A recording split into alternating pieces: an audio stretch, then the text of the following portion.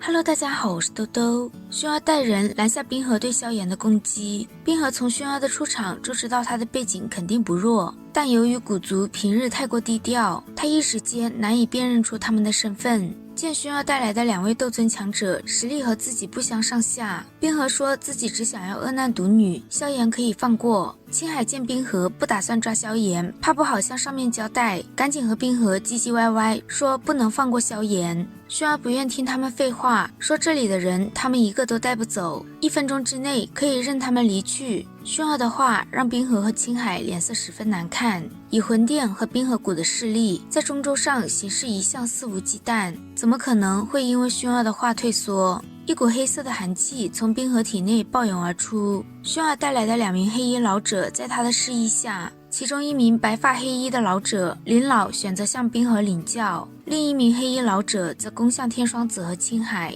天双子和青海出手前，下令让冰河谷和魂殿的人擒拿萧炎。魂殿和冰河谷的人将萧炎和薰儿围住，一股金色火焰从薰儿手掌浮现。这股金色火焰出现的刹那，萧炎体内的琉璃莲心火开始暴动，甚至有些颤抖。琉璃莲心火的颤抖也意味着这个金色火焰比它还强。琉璃莲心火是由陨落心炎和青莲地心火组成，以它们融合的实力，绝对能够挤进异火榜排名前10。而异火榜上排名前10的异火中，只有排名第9的九幽金烛火和排名第4的金地焚天炎是金色的。就不知道薰儿的火焰是否属于这2种。仅仅1个回合，魂殿和冰河谷的人死的死，伤的伤。解决完这些人后，薰儿弹出一缕金光，将寒气屏障破开。屏障一破，这片天地的温度也恢复了正常。天空上，林老和冰河越打越兴奋，大笑着说：“接老夫一记掩天印试试。”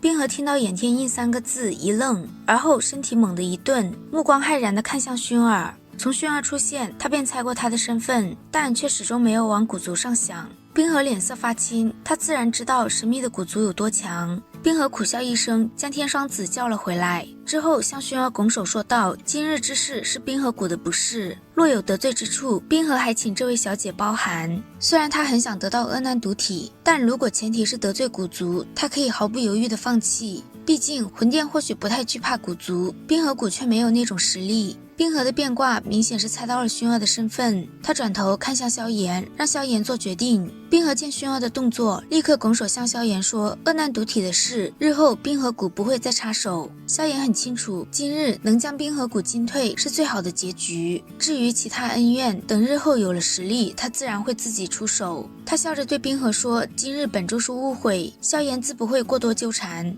听到萧炎的话，冰河终于松了口气。离开前，冰河向薰儿说：“希望今日之事不会影响到后面的一些关系。”薰儿自然明白他说的是什么，微微一笑，说他也希望今日的事不要再出现第2次，不然下次再去的地方或许就是冰河谷。青海见冰河带人离开，心头一慌就想跑，却被林老2人紧紧扣住肩膀。萧炎与冰河谷之间并未有太大的恩怨，但与魂殿却是真正的不死不休。今日冰河等人能走，青海却不行。薰儿问萧炎打算如何处置这位魂殿的尊老，萧炎让他们将青海封印住，日后解救药老的时候或许能用得上。一听萧炎想要封印自己，青海脸色变得狰狞，强行挣脱了林老2人的束缚，施展出魂殿独有的自爆。他的这种自爆只是毁了身体，只要灵魂能够逃出去，再造一具身体就能像天火尊者一样复活。就在萧炎以为青海已经跑了，今日抓不到他的时候，薰儿一拳将虚无空间打出一条裂缝，抓住青海虚幻的灵魂体。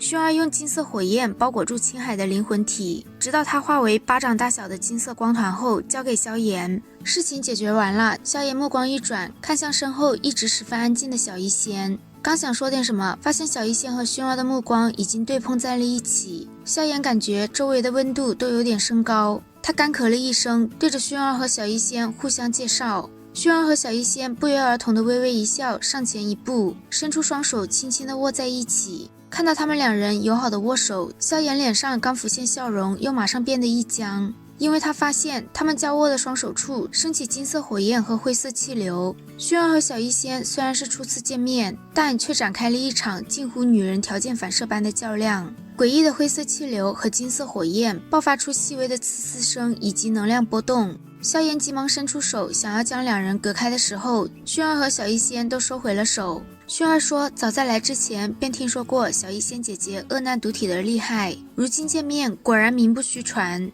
小医仙也说自己多次听萧炎提起过她，如今一见的确是天之娇女，难怪她对你念念不忘。萧炎听着他们俩看似亲热的话，却感到了一点不寻常，当下只能苦笑一声，摇了摇头。得知萧炎接下来打算将药老从魂殿手中解救下来，薰儿有些担忧。发生了今日的事，魂殿必定会对萧炎有所防范，甚至还可能会将药老转移。若是贸然前往的话，萧炎怕是会自投罗网。薰儿劝他要从长计议。萧炎知道自己要是就这么带人去的话，怕是不仅救不了药老，还会把自己给搭进去，所以短时间内他不会主动去找魂殿。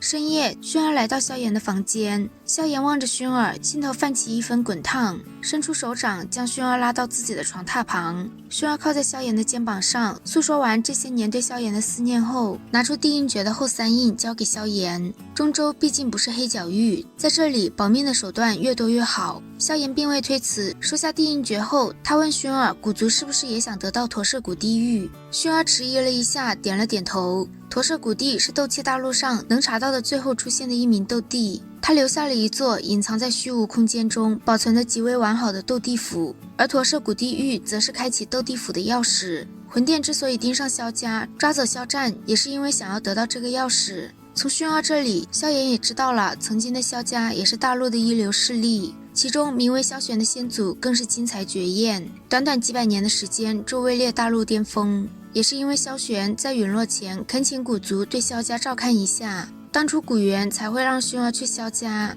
一是想让他过个安静的童年，二是想让他将萧家的驼舍古地狱带回去。可惜的是，薰儿不仅没有带回驼舍古地狱，还将自己的心落在了萧炎的身上。听到萧炎的话，薰儿娇媚地白了他一眼，说萧玄的古墓也在古界中，若是萧炎有机会去古界的话，或许可以去那里看看，指不定还能有什么收获。薰儿告诉萧炎，他这次出来不能待太久，否则会给萧炎带来不少麻烦。听到薰儿要走，萧炎一把握紧他的细腰，目光紧紧地盯着他，眼中浮现些许火热。萧炎握着薰儿腰肢的手掌也忍不住钻进他的衣衫内，为非作歹。感觉到萧炎的动作，薰儿脸颊变得火烫，眼眸出现雾气。萧炎感觉自己的喉咙干涩，小腹处涌上一股邪火，让他的眼睛都变得血红，一副欲求不满的样子。萧炎一把将薰儿抱进怀中，吻了上去，两人的身体瞬间变得火热。薰儿也在萧炎强猛的攻势下，整个人变得迷糊了许多。